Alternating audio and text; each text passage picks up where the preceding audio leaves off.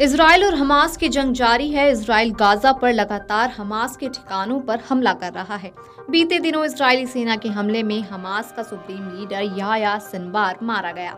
Sinwar की मौत से हिजबुल्लाह बौखला गया। उसने ऐलान किया है कि इजरायली सैनिकों के खिलाफ उसकी लड़ाई अब नए चरण में प्रवेश कर गई है। वहीं सिनवार की मौत के बाद ईरान ने संयुक्त राष्ट्र में अपने अभियान के माध्यम से फलस्तीनी उग्रवादी नेता की स्मृति में एक बयान जारी किया। बता दें, सिनवार दक्षिणी इजराइल पर हमले का मुख्य साजिश करता था। ईरान ने कहा है कि इजराइल के सहयोगी देशों की सरकारों से लेकर गाजा के लोगों को सिनवार की मौत से उम्मीद है कि ये युद्ध खत्म हो जाएगा। वहीं इजराइल के प्रधानमंत्री बेंजामिन नेतन्याहू ने सिनवार के मारे जाने का ऐलान करते हुए अपने भाषण में कहा कि हमारा युद्ध अभी समाप्त नहीं हुआ है। शुक्रवार को हमास के एक राजनीतिक नेता ने कहा है कि सिनवार की मौत के बाद यदि इजराइल ये मानता है कि हमारे नेताओं की हत्या का मतलब हमारे आंदोलन और फलस्तीनी लोगों के संघर्ष का अंत है, तो ये गलत है। हमास के राजनयिक ब्यूरो के सदस्य वसीम नईम ने कहा कि संगठन में पहले भी कुछ नेता मारे गए हैं और हमास हर बार मजबूत हुआ है और अधिक लोकप्रिय हुआ है। उन्होंने कहा कि ये नेता एक आजाद फलस्तीन की यात्रा में भावी पीढ़ियों के लिए आदर्श बने हैं। हिजबुल्लाह ने कहा कि इजराइल के खिलाफ उनकी जंग एक नए चरण में प्रवेश कर गई है और पिछले कुछ दिनों में उसने नए हथियारों का इस्तेमाल किया है। हिजबुल्लाह की ओर से शुक्रवार को जारी एक बयान में कहा गया है कि उसके लड़ाकों ने पहली बार नई तरह की सटीक निर्देशित मिसाइलों और विस्फोटक ड्रोनों का इस्तेमाल किया है।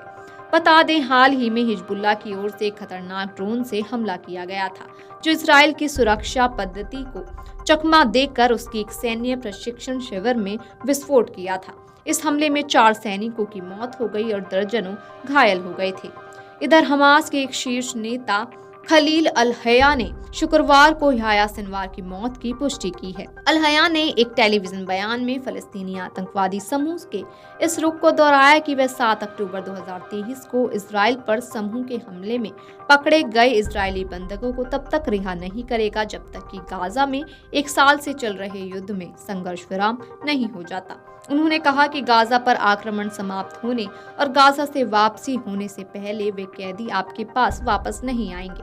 बता दें, हमास के उग्रवादियों ने साल 2023 में 7 अक्टूबर को सुरक्षा बाड़ को ध्वस्त कर इजराइल में घुसकर हमला कर दिया था। इस हमले में कम से कम 1200 लोग मारे गए थे, जिसमें अधिकतर आम नागरिक थे। इसके बाद इजराइल ने गाजा पर हमला कर दिया था। साथ ही आपको बता दें कि याह्या सिनवार के शव का पोस्टमार्टम करने वाले मुख्य रोग विज्ञानी ने बताया कि सिनवार की मौत सिर पर गोली लगने से हुई थी। उन्होंने कहा कि हमास नेता को टैंक के गोले से लगी चोटों सहित अन्य चोटें भी लगी थीं, मगर उनकी मौत सिर में गोली लगने से हुई है।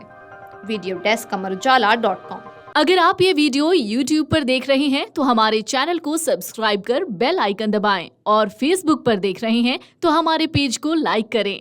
8 मिलियन प्लस सब्सक्राइबर, आपके इस भरोसे के लिए बहुत धन्यवाद।